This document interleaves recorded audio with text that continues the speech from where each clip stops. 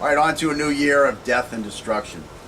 Lesson 6, Slasher Lesson 6. The goal is to introduce areas of attacks and some customizable offensive attacks.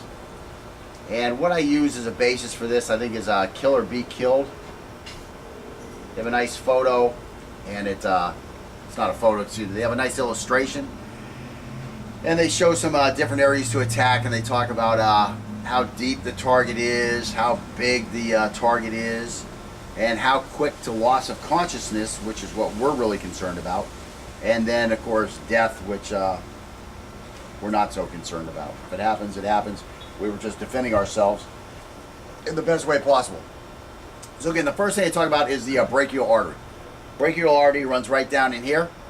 If you're chopping just above the elbow joint and you put a nice heavy hack and you come across the limb, you are going to sever the brachial artery. And let's see. Brachial artery, they call that a medium target, and it's a ½ inch below the surface. It's a ½ inch below the surface.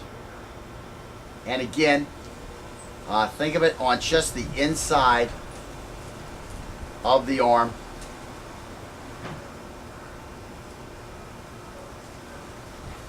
Right inside this joint here. This is where you're going to catch it, right in here. A nice big chop across here is going to sever that. And this guy is going to lose consciousness in 14 seconds. Sounds fast. Sounds fast. Now go watch one of Paul Vunak's videos on YouTube, where the guy has the marker and he's trying to cut the other guy up, and they go for maybe 10 seconds, and the guy is cut up 6 or 7 times. So yeah, you cut this guy's, let's say his support hand, you cut his knife fighting hand here, he's got some problems. What do they call this again? Biomechanical, what's that word for that kind of a cut? Mechanical cut. A mechanical cut. You put a big mechanical cut across this guy's bicep here, and it's deep enough to get to his brachial. Loss of consciousness is the least of his problems. His big problem is going to be, do you want to take his carotids or not? That's basically going to be his problem, because he's going to be pretty defenseless. Especially, he's probably not going to continue to grip his knife if you chop him deep enough to get to his brachial. So again, loss of consciousness in 14 seconds probably isn't his biggest problem if you got his knife hand.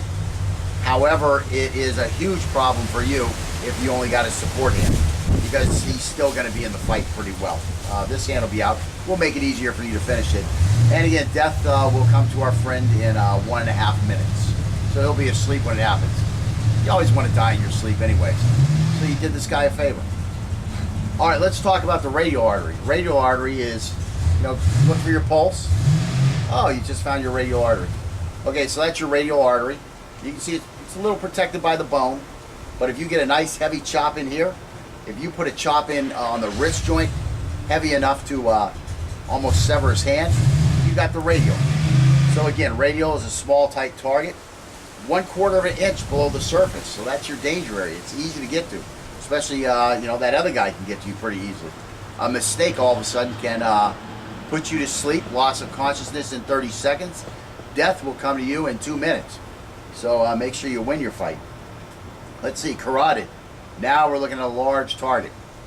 1.5 inches below the surface. Again, feel around in here. Find a pulse.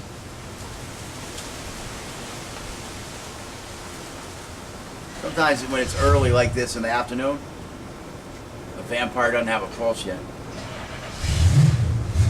Did you find yours yet? Yeah, I got it right here. I'm kind of dead. I like feel it and then I don't feel it. I can feel it pressing against my throat right here. Feel the one side. I must be brain dead on one side. All right, so you feel it right up in here. Yeah, that's a pretty tough thing to get to. Nice heavy slash, an OJ style slash though. We'll take care of that. And you'll have loss of consciousness in 5 seconds. So why do we look at the carotid so much? Because we want to get out of this fight. 5 seconds, this guy's down. You bring that big slash across, you bring that reverse angle 4 across, big heavy 3, a nice freaking 7 with a C cut, a 6 with a C cut, you're going to find you some carotid. They don't talk about, I'm surprised that they don't talk about the jugular vein. I know you got to bleed out somewhat fast. I mean, all that blood that's going in from the carotid has to be coming out through the jugular. So you would think that the bleed out time for death would be pretty close to the same. However, a loss of consciousness, I can see where that's going to take a little longer. As long as blood is pumping into that brain, you're going to stay awake. You're going to have to run out of the blood pumping into the brain before you pass out. And so if the blood is only coming out the jugular, you're still going to have the blood in the body to keep going into the brain. So you're going to last a little longer. Surprised they didn't put the jugular in here. Give us an idea about that. But anyways, that carotid, loss of consciousness in 5 seconds. Death in 12 seconds. You don't have to play too long with this guy. And let's see. Again, that's a whole 1.5 inches below the surface. So you do need a nice knife. You do need to be hacking at these targets. These little surface slashes ain't going to get you there. Another video to watch. Can't remember the name of it, but there was some crazy guy. He owned a store down the street. He walks into this other little convenience store, and there's a guy standing at the door, and he immediately puts a slash across this guy's throat. And the guy goes up like this, and you see blood coming out already. But it wasn't deep enough. It was like a 1/4 inch, not deep enough to sever this guy's carotid, so he survived, of course. He ran out and jumped in a car and drove himself to the hospital, and the doctor told him it was a good thing he was fat, because that extra fat, you know, protected him just enough to keep that carotid from getting severed, so he lived. And the knifer wound up stabbing the other guy who was behind the counter several times, and stabbed some other guy a couple times, and while he's stabbing the other guy, the third victim, the second victim was behind the counter, pulls out his handgun and drills him a couple times. And I don't know if he killed him or not. Anyways, let's see. Let's go on. Subclavian. Again, this one is the aorta comes up, and then it kind of has some branches come off. And those are the subclavian. And, of course, the other branches are going up the carotid. So the subclavian is, again, it's a large artery, 2.5 inches deep. Loss of consciousness within 2 seconds. So you actually have more blood pumping through there than you do the carotid. Death within 3.5 seconds. The problem here is it's so hard to get to that thing. The big problem is you've got the collarbone in front, you have ribs in the back, and you got this little hole to go through the top. Of course, you could get it through here, coming into this chest cavity region up here. You know, you missed the heart. Oops, I accidentally got the subclavian. Nothing wrong with that. The problem is, again, what we have talked about with the ribs, you know, the contingencies of trying to attack a target behind the rib. So we don't really go for that target. Again, you want to go for that target, you can put this guy out in 2 seconds.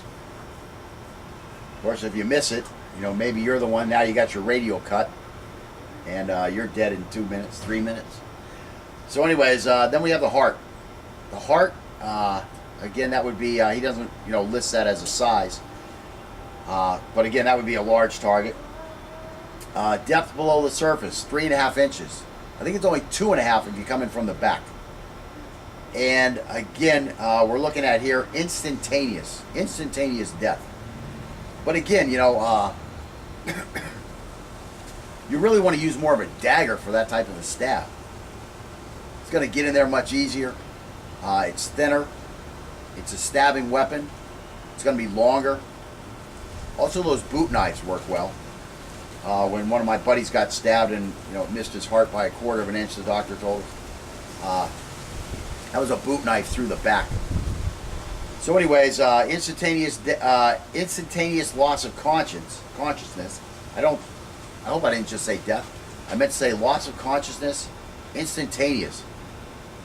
I mean, blood pressure instantly 0. And that heart's going to want to be pumping still. That knife is in there. I mean, I guess it just makes the heart stop instantaneously. No blood pressure, and you are thus unconscious. And death will come to you in 3 seconds. Just waiting for the oxygen in the brain to burn out. All right, so then we have stomach. You put stomach, of course, you know, like I say, a lot of our thrusts would be to this area because it's such a big target, and the guy's hands are up here. A lot of times that's a target that's going to be open and available to us. We're going to stuff our blade in there. Of course, his hands are going to come down. We're going to move around him, and then we're going to get the job done on the other stuff. But this is a large target. It's 5 inches below the surface. I don't know how it can be 5 inches below the surface when the heart's only 3.5. I guess because it's bigger. But it's got it. I mean, I don't know how fat I am. What am I, a foot wide? 14 inches wide? Yeah. I don't know. Depends on the makeup of your target. And again, loss of consciousness depending on depth of the cut. Now, of course, you bring a C cut in there and you drop his intestines out, he may faint. I don't know. And let's see. So again, at first glance or at first discussion upon this, it seems very intimidating. Oh my God, look at how fast this guy can die. Look at those targets. They're right there, 1/4 of an inch. At worst case, 5 inches below the surface. Seems like it's a little easy to get to, easy to kill somebody with a knife. However, in the arena of a knife fight, it is not nearly as lethal as it first appears. For example, the heart appears to be a good target, but again, due to the instantaneous loss of consciousness.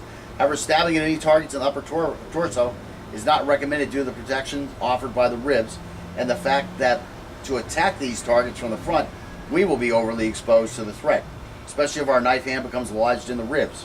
The only practical targets in the illustration are the brachial, radial, and carotid arteries. The problem with the brachial and radial targets is that they will be moving quickly during the heat of battle, and focusing too hard on hitting them will take our attention away from positioning ourselves where we can best defend ourselves. The carotid artery is a nice target, but where we attack it from is critical. If we attack it head on, we must first control the threat or distract him from being able to mount a counterattack. Thus, the most important thing to consider when attacking is where is the best place to mount our attack from in relation to the area we want to attack and the area where the threat will have the most problems defending himself. So you just can't come into a knife fight and go, I'm going to cut his brachial, and just start wailing with combination techniques trying to get to his brachial. I mean, to come in there and cut his brachial, well, I'm coming into him. He can also just stuff that knife up into my carotid at that point. Who won the fight? So you can't become, too focused or too narrow-minded about just attacking these targets. You have to have an attack plan that will eventually open this guy up to where you can attack him. And that's more important than just looking at these targets as, the in for all. What am I trying to say? Like the ends justify the means. What am I trying to say here? The ends won't justify the means if all you do is you come in and you attack one of these arteries just straight out. I mean, you have to have an attack plan. And again, that's what we're going to put together for you as we continue on. What's up, Jolly? Okay, so let's look at some targets. We just talked about targets, but again, let's talk about some realistic targets in the arena of a knife fight. Okay, it is important to attack soft areas that contain arteries. Arteries are our main targets because some of them are relatively easy to sever, which will cause the threat to lose consciousness while bleeding out and lessen the attack. Again, the best arteries to attack are located in the neck. A severed carotid artery will cause the threat to lose consciousness in about 5 seconds, as we said. The next easiest arteries to attack are the radial and the brachial. Radial and brachial. How do you say it? Brachial? And brachial. I can't say it all the time. However, if the threat is wearing a leather jacket, we will need a very sharp knife and a powerful slash to get the desired results. Again, this is where I talk about that hack. I mean, a slice just isn't going to get it through leather, A chop may get it, but it's not going to cause enough damage, and it might not be deep enough, especially when you're talking about trying to go through leather. You really have to work with that hack. The biggest advantage of attacking the arteries in the neck is that when we get a good slash or thrust but miss an artery, we will still probably inflict major damage. This is because the neck also contains major veins, the windpipe, and several ligaments and tendons and muscles that control the movement of the head. Severing any one of these will be detrimental through the threat's ability to continue the fight. So again, you know, I get in here and I'm trying to stab his stomach, and I miss his stomach. This guy's got a little balls. He may still be fighting. I mean, you look at that one video I talked about where the guy came into the store and tried to kill 3 guys with his knife. You know, he stabbed this guy twice in the belly. Now, he didn't do a C-cut. You can see by the way it's bleeding through his T-shirt. I mean, this guy, you know, shoots this guy. Then he's outside on the phone calling the police, still standing up. Took 2 big stabs to the torso and a couple cuts to the head. And, you know, he's still fighting. So, again, how useful was that? Now the guy who took the cut in the throat, what did he do? He freaks out. He runs away. So that was the better cut, I would say. And especially if he had got it deep enough, if he knew what he was doing. That's why that neck is such a good target. Because there are so many subsets of targets in there. Especially, again, the arteries, the veins, and then our whole second group. If arteries are our primary target, our second target area or group of targets is going to be the tendons. Tendons are the next most important target because they allow a muscle to control the threat's action. In general, tendons are located just above or below a joint, while ligaments are located within the joint. While cutting ligaments would be more debilitating, I mean, look at any guy in the football field who goes down with a ACL, MCL, or what's the other one, a LCL. Anybody who cuts, you know, breaks one of those, I mean, they're down. They're out of the fight. They can't control the leg anymore. So anyways, and those guys just rip those things. I mean, a full tear, just totally debilitating. So again, ligaments would be more debilitating, but unfortunately they're protected by muscles, tendons, bones, cartilage. So they're very hard to get to. I mean, literally, to cut a ligament, like in the wrist, or let's say the knee, you're literally just chopping the leg off. I mean, and you know, that's what it would take to cut the ligaments. So it's very hard to do. Not impossible, very hard to do. Again, if we cut the correct tendons in a threat's weapon hand, wrist, or arm, the weapon will no longer be a threat. Also, cutting the tendons that control the threat's legs will limit his ability to bring the weapon to bear upon us.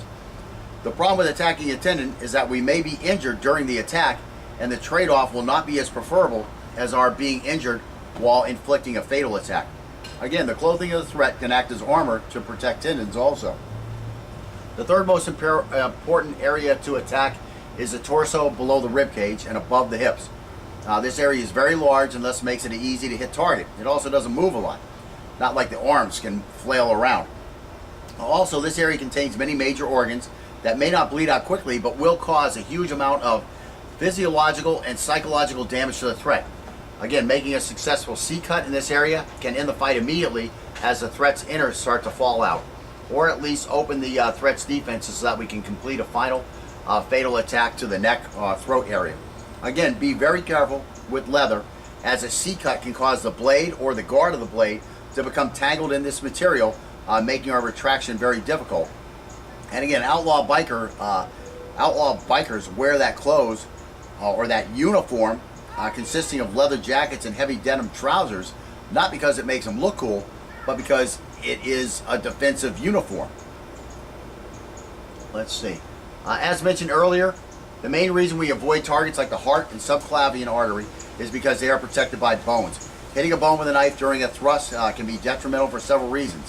One, the knife will stop traveling, but the hand may continue forward and be sliced as it moves up and across the blade. Two, the knife may be deflected off the bone and twist the wrist, causing an injury or loss of grip. Three, the knife may become lodged in the bone. And finally, four, a collision with the bone may snap the blade. So in general, when we mount an attack, our immediate goal is to flank our opponent's non-knife wielding side, or to pass his knife on the knife side and attack from his rear. Using our position to aid in our ability to overwhelm the threat is the third fundamental of this course, and will be examined in the remainder of lesson 3.